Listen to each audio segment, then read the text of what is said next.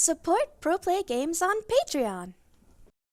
Alright, Battle Spirits gamers, welcome back to another Battle series. Here we're going to have a new contender, Carlos, who's playing a control version of a yellow deck using the Luster mechanic to his favor, playing off George. Now, George is playing his classic white deck, where he's going to go ahead and start with a Pegasion, but I'm just going to try to focus on this video on the yellow deck that Carlos is playing because I do think it's a little bit different and just in general, very interesting deck.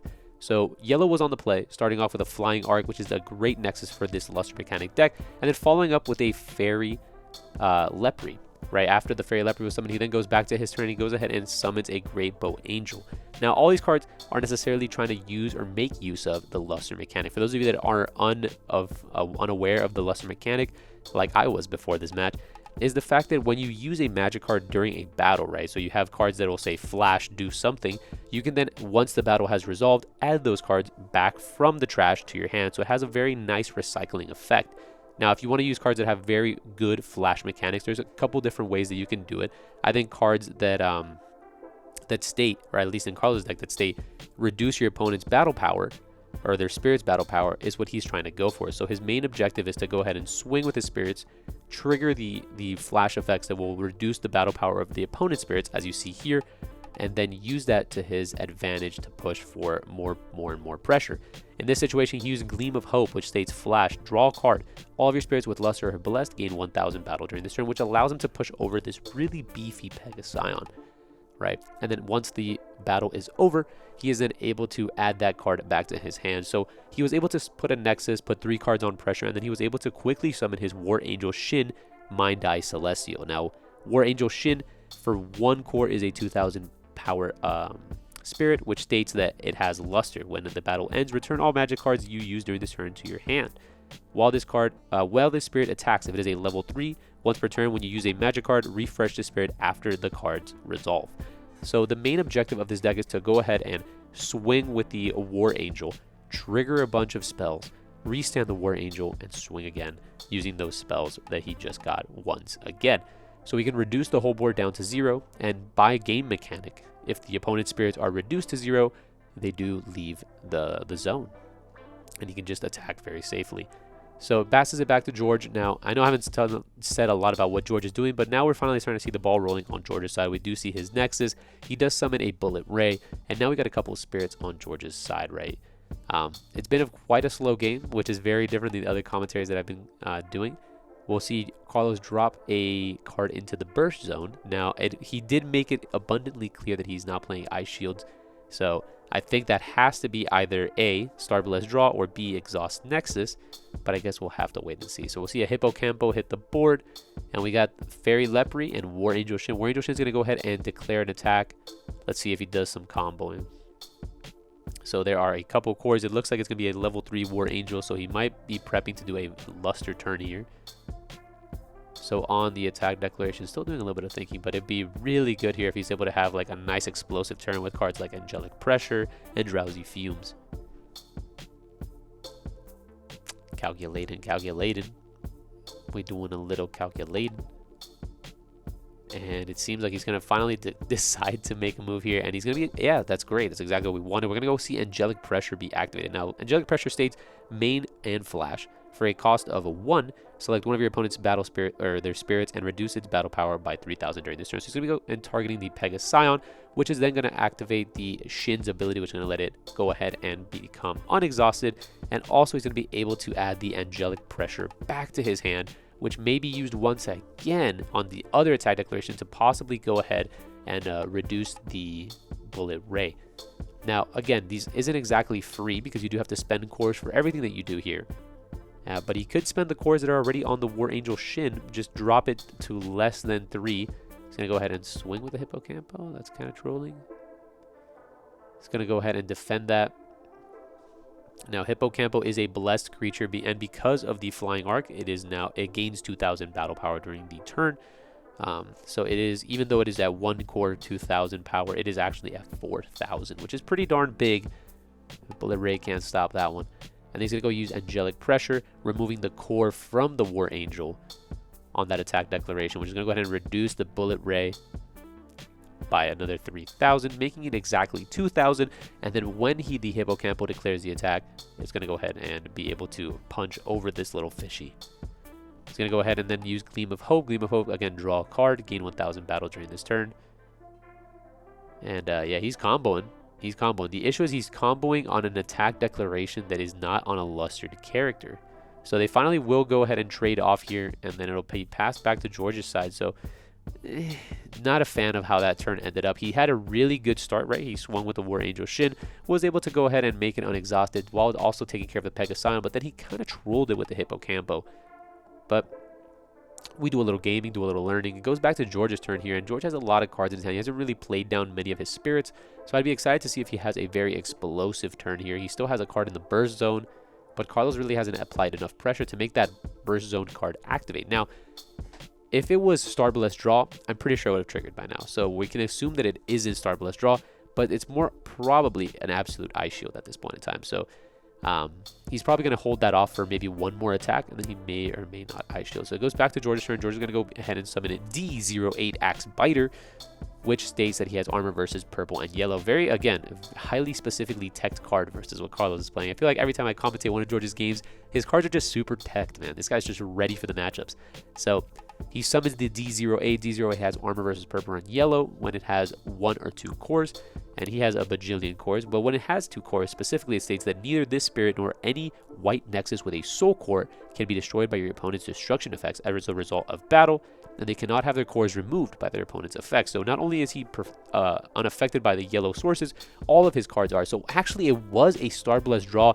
It finally was time to trigger the draw 4, and let me tell you, drawing 4 in this game seems almost like an immediate win. It goes back to Carlos' turn. Carlos is going to go ahead and trigger Divine Flower Queen Marigold, where she's going to be going ahead and revealing the top 3 cards of the deck, adding 1 magic card from the revealed cards to my hand, and returning the remaining cards to the bottom of the deck. So Marigold, used as a consistency piece. The fact that she's a little expensive is what doesn't make me enjoy her too much. At the end of the day, she is a 2 core cost, and then 3 to keep her within the zone of the spirits. So for 3 total cores, I'm getting to look at the top 3 cards, and if she whiffs off those top 3, we're in for a bad time. But we never whiff. It goes back to George's turn. We're now starting to see, after that +4 that he just got from the Starblast draw, we're going to see him just summon a Snowflaken, as well as what I believe is a Odin type X. Now, Odin type X is going to go ahead and, yep, and that's the Odin. The Odining is starting. It's going to go ahead and attack, and when this card attacks and or blocks, it's going to go ahead and return a cost of 3 or less to your opponent's hand. So he's going to go ahead and remove the Marigold.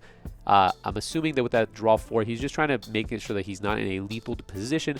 So it's probably another Starblast draw in the Burst Zone as opposed to an Ice Shield, because I wouldn't want to give my opponent an option to go ahead and look at the top 3 if I didn't have to. George is taking this game very, very slowly, trying to exhaust Carlos's options.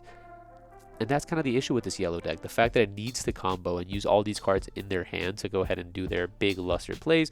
If they don't get to resolve the luster plays, then they're really going to lose a lot of hand advantage. So we'll see where Carlos goes from here. He has about 4 cards in his hand at this point in time, so not much options. And he probably has to keep a lot of cores on the Shin if he wants to go ahead and make it so that it can declare an attack safely. He goes ahead and summons another Marigold. Marigold's going to go ahead and find the Angelic Pressure, which is important at this point in time. But remember, you did pay a total of 3 cores for this. Angelic Pressure, though, on the upside is only a 1 costing card. So he has 3 cores at his disposal, being kind of starved at this point of cores. And then he has to really decide how his attack declarations are going to go through. Now, Snowflaken, usually a very good anti-aggressive piece, mostly specifically for the red matchup, but with a total of 4 cores, this guy is humongous. But I don't think it has 4 cores at times. He's just using it as a cheap chump blocker. DO8 is going to have to do a lot of the heavy lifting here alongside the Odin type. So the Odin type, as soon as the battle starts, Odin type states that it refreshes during the start step of the battle. So he's going to go ahead and be able to block. And if he's able to block, he's able to also bounce a Marigold, which is such a defensive piece.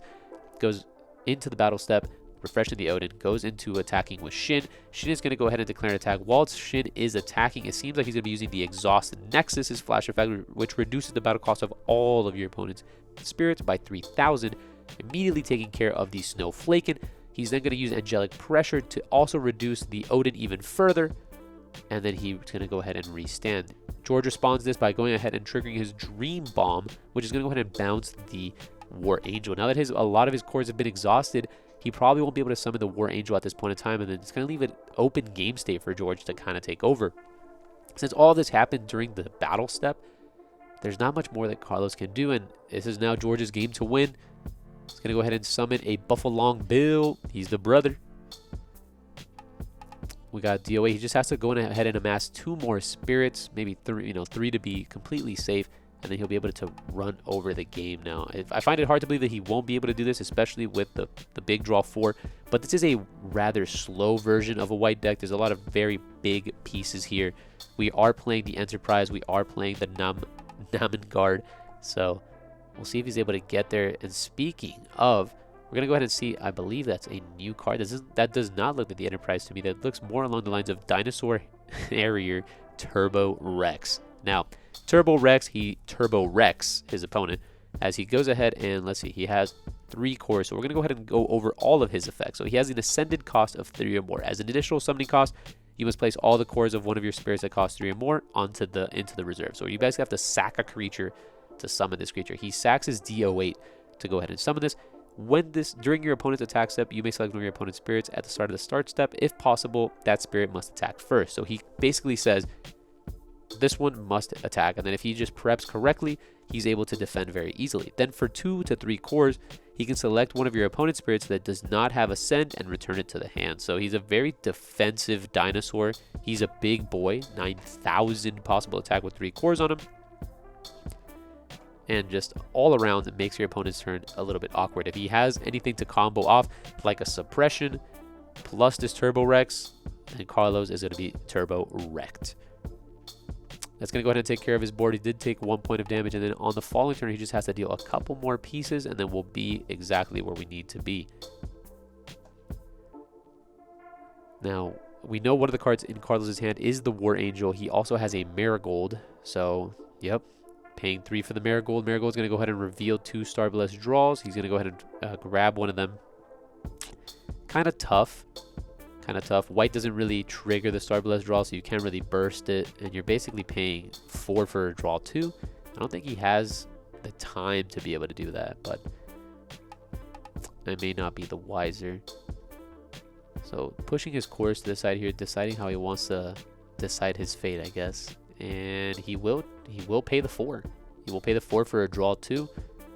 And yeah, he's got 5 cores available, meaning he will at least have to have maybe 1 more spirit come down here. And yep, there it is. So we'll go ahead and see the Twilight Dragon Rider Flavum. Man, these names are a little rough for me. And Flavum states, and he has a lot of effects. Let's get to it. While this spirit attacks, when you use a magic card, select one of your opponent's spirits. After that, card resolves and exhaust it. So when he attacks, he's kind of like an offensive pressured card. You go ahead and use Angelic Pressure with him to destroy a spirit, exhaust another spirit, and then that lets you kind of push through boards that you wouldn't be able to push through. He also states at 2 to 3, if he has 2 to 3 cores on him, that he gains Luster as well. So he's a very combo heavy piece. You go ahead, reduce everything, exhaust everything, then add it right back to your hand, and then you can just blow everything up with your other Luster turn. So pretty solid card in general, letting you push through very tough boards that sometimes opponents have been known to create. He's going to go ahead and swing with the Flavum, and Flavum will be flavoring. He's going to go ahead and trigger Gleam of Hope. Now, we're hoping here, man. We do be hoping all day, and Gleam of Hope is going to allow the Flavum to trigger, which will rest the Buffalong Bill. And resting the Buffalong Bill is pretty important because the Buffalong Bill would have been able to bounce that card, I believe, to the hand just because of the cost value. Or I think Flavum is just 1 cost too high for the Buffalong. He's going to go ahead and trigger there, and then pass turn. Goes back to George's turn. George is going to go ahead and finally see. He's going to just start summoning bombs one after another. He's going to go ahead and summon the Mecha Beast, Fortress Namen Guard, and he's going to go ahead and swing with the Turbo Rex, bouncing the Flavum. And I believe he's probably going to just pass it back. He doesn't have to finish the game exactly right here. But at this point in time, we're going to be in a tough position. So he's going to go ahead and trigger the Angelic Pressure.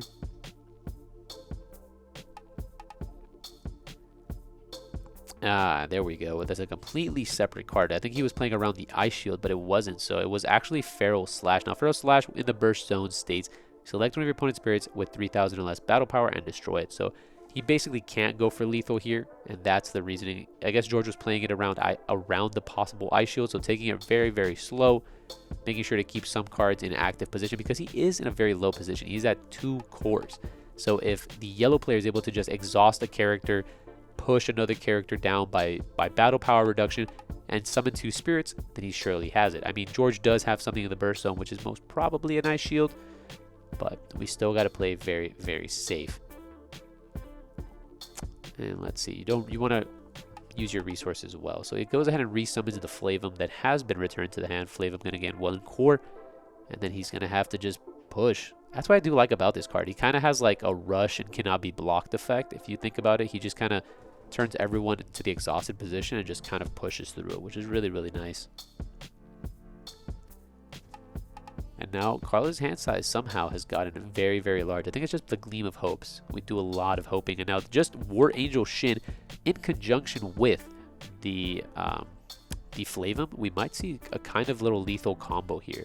Because the War Angel will be able to luster add the cards back. If you put a lot of cores on the Flavum and you put enough cores on the War Angel, those cards in general have 3 attacks. So you go Flavum, swing, gain the luster, exhaust, add back, and then War Angel, swing, restand, swing, right? So that's the main idea here. He just has to have enough cores to be able to boost up his characters. Yeah, George is just telling him, just put your cores on the Nexus. No reason not to if you're going to use them anyways, as long as the cores are used, right? So the Nexus not really gaining much. Just, you know, when your spirits with luster would be destroyed, return it from your hand, right? So if somehow anything like that were to happen, he just gets to recycle it back. But that's only on the opponent's attack step. So he's going to swing with the War Angel. War Angel is going to be declaring an attack with 3 cores, making it a 6,000, boosted by the Flying Arc for another 2,000, 8,000 declared attack. Now, I do believe the cards in George's hand are a little bit stronger. This is the Rex that's doing a lot of the heavy lifting here. Rex is making it so that the War Angel has to be the one that swings first. And he goes ahead and triggers Gleam of Hope. Gleam of Hope is going to gain the War Angel another 1,000.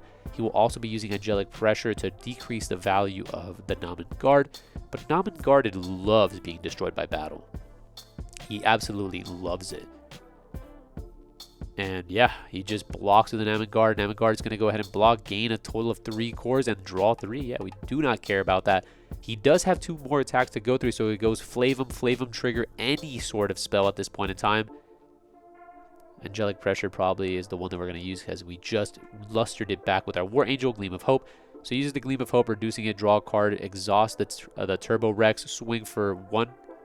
And if it is not Ice Shield, he will be gained, right? So that's the lethal combo that I was trying to talk to you guys about with the War Angel as well as the Flavum. But again, just reading the way that George has been playing this game, that has to be an Ice Shield. So he takes it, triggering the shield, and then that should be game. Yeah. Alright, if you guys like this sort of content, make sure to leave a like, comment in the comment section. As always, guys, if you're enjoying it, make sure to subscribe, and we'll see y'all on the next one. Peace.